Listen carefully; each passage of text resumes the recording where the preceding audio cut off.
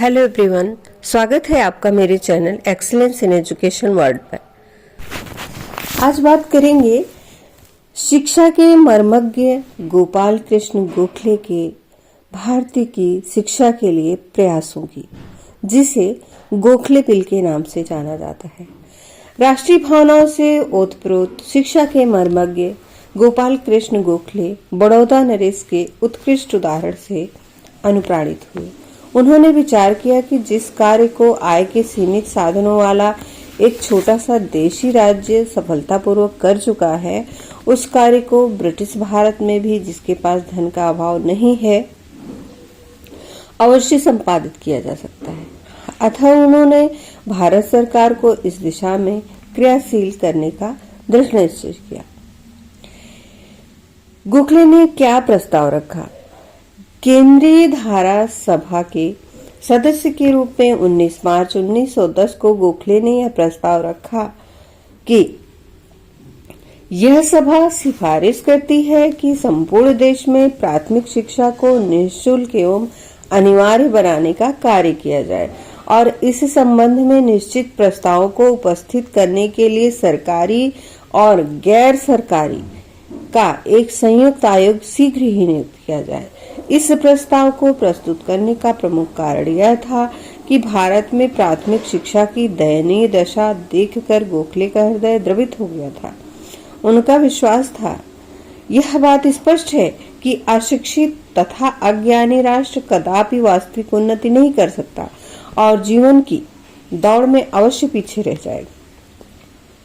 तत्कालीन प्राथमिक विद्यालय जनता की शिक्षा की मांग को पूरी करने में पूर्णतः असमर्थ थे।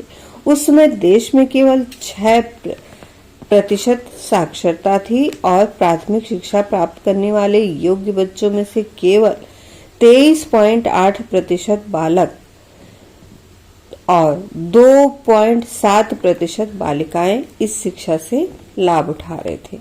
अतः गोखले ने अपने प्रस्ताव में बहुत साधारण से सुझाव दिए। जिन क्षेत्रों में 33% बालक शिक्षा प्राप्त कर रहे हैं, उनमें से 6 से 10 वर्ष तक की आयु के बालकों के लिए शिक्षा निःशुल्क एवं अनिवार्य कर दी जाए। इस शिक्षा का व्यय स्थानीय संस्थाएं और सरकार 1:2 के अनुपात में वहन करे। प्राथमिक शिक्षा की देखभाल के लिए एक मंत्री की नियुक्ति की जाए। बजट में प्रतिवर्ष शिक्षा की प्रगति का स्पष्ट वर्णन किया जाए। केंद्र में प्राथमिक शिक्षा के लिए एक पृथक विभाग स्थापित किया जाए जो प्राथमिक शिक्षा के प्रसार के लिए योजना बनाए। सरकार द्वारा प्रस्ताव पर विचार करने का आश्वासन प्राप्त होने पर गोखले ने उसे वापस ले लिया। सरकार ने 1910 में केंद्र के अधीन एक शिक्षा विभाग स्थापित कर दिया, मंत्री की नियुक्ति कर दी और प्रतिवर्ष शिक्षा की प्रगति के संबंध में रिपोर्ट प्रकाशित करने लगी। परंतु प्राथमिक शिक्षा को निःशुल्क एवं अनिवार्य बनाने के लिए कुछ भी नहीं किया। गोखले और जनता को सरकार से बड़ी बड़ी आशाएं थी, परंतु वे पूर्ण नहीं हुई। गोखले का विधेयक। प्राथमिक शिक्षा के प्रति सरकार की उदासीनता देखकर गोखले ने 16 मार्च 1911 को केंद्रीय धारा सभा में प्राथमिक शिक्षा संबंधी अपना विधेयक प्रस्तुत किया।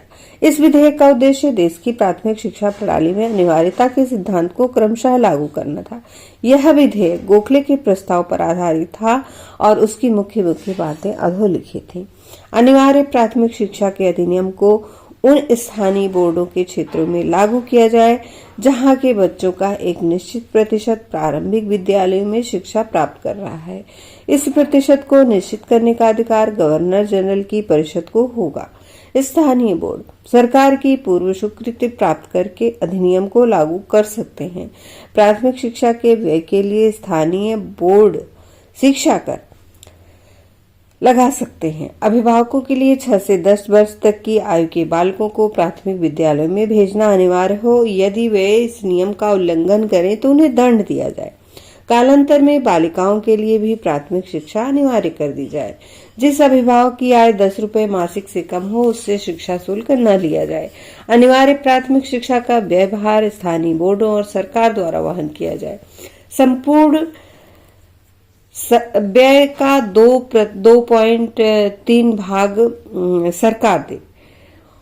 इन सुझावों को देखने से ज्ञात होता है कि गोखले का विधेयक अत्यंत साधारण था। इसको प्रस्तुत करते हुए उन्होंने अति विनम्र भाव से गवर्नर जनरल को संबोधित करते हुए कहा, श्रीमान जी, सारांश में मेरा विधेयक ये है कि अनिवार्य प्राथमिक शिक्षा का श्रीगणेश करने का यह लघु एवं तुच्छ प्रयास है। विधेयक को जनमत संग्रह के लिए स्थानीय सरकारों, विश्वविद्यालयों एवं कुछ व्यक्तिगत संस्थाओं के पास भेजा गया। 17 मार्च 1912 की धारा सभा में विधेयक पर वाद विवाद प्रारंभ हुआ। 2 दिन के भीषण संघर्ष के पश्चात 19 मार्च 1912 को इसे 13 वोटों के विरुद्ध 38 वोटों से गिरा दिया गया। दुख की बात यह है कि सरकारी सदस्यों ने तो इसके विपक्ष में मत प्रदान किया ही, परंतु उनके साथ साथ जमींदार सदस्यों ने अपने गोरे शासकों को प्रसन्न करने के लिए ऐसा किया, यानी हमारे भारतीयों ने भी साथ नहीं दिया और इसीलिए भारत हमेशा पीछे रहता गया। इस प्रकार भारत के कतिपय व्यक्तियों की स्वार्थ सिद्धि इस देश की जन शिक्षा में बाधक हुई। सरकारी प्रवक्ता की हैसियत से सर हरकोट बटलर ने गोखले के प्रस्तावित विधेयक का विरोध करते हुए कहा कि स्वयं जनता इस सरकार की अनिवार्य प्राथमिक शिक्षा के लिए भी तैयार नहीं है। यही कारण है कि उसने कभी ऐसी शिक्षा की मांग नहीं की, अतः अनिवार्यता का प्रश्न ही नहीं उठता। गोखले ने इन सभी तर्कों के अकाट्य उत्तर दिए, परंतु उन्हें सफलता नहीं मिली। सरकार ने विधेयक को असामयिक कहकर ठुकरा दिया। गोखले प्राथमिक शिक्षा को अनिवार्य बनाने की चेष्टा में असफल हुए, परंतु उनकी असफलता में सफलता निहित थी। यद्यपि वे सरकार को प्राथमिक शिक्षा की दिशा में क्रियाशील नहीं कर सके, तथापि उन्होंने जनता के समक्ष एक नवीन योजना प्रस्तुत की। सभी राजनीतिक दलों ने इसका समर्थन किया और सभी क्षेत्रों में इसने हलचल मचा दी। आइए थोड़ा गोपाल कृष्ण गोखले के जीवन के विषय में भी जान लेते हैं। गोपाल कृष्ण गोखले को महात्मा गांधी भी अपना राजनीतिक गुरु मानते थे। 9 मई 1866 को इनका जन्म हुआ था। फरवरी 19 को 1915 में इनका देहावसान हुआ था। भारत के एक स्वतंत्रता सेनानी, समाजसेवी, विचारक एवं सुधारक थे। महादेव गोविंद रानडे के शिष्य गोपाल कृष्ण गोखले को वित्तीय मामलों की अद्वितीय समझ और उस पर अधिकार पूर्वक बहस करने की क्षमता से उन्हें भारत का ग्लैडस्टोन कहा जाता है। वे भारतीय राष्ट्रीय कांग्रेस में सबसे प्रसिद्ध नरमपंथी थे। चरित्र निर्माण की आवश्यकता से पूर्णतः सहमत होकर उन्होंने 1905 में सर्वेंट्स ऑफ इंडिया सोसाइटी की स्थापना की, ताकि नौजवानों को सार्वजनिक जीवन के लिए प्रशिक्षित किया जा सके। उनका मानना था कि वे वैज्ञानिक और तकनीकी शिक्षा भारत की बहुत बड़ी आवश्यकता है। स्व सरकार व्यक्ति की औसत चारित्रिक दृढ़ता और व्यक्तियों की क्षमता पर निर्भर करती है। गोखले का जन्म एक साधारण परिवार में हुआ था। उनके पिता कृष्णराव पेशे से क्लर्क थे। अपनी शिक्षा दीक्षा के दौरान वे अत्यंत मेधावी छात्र थे।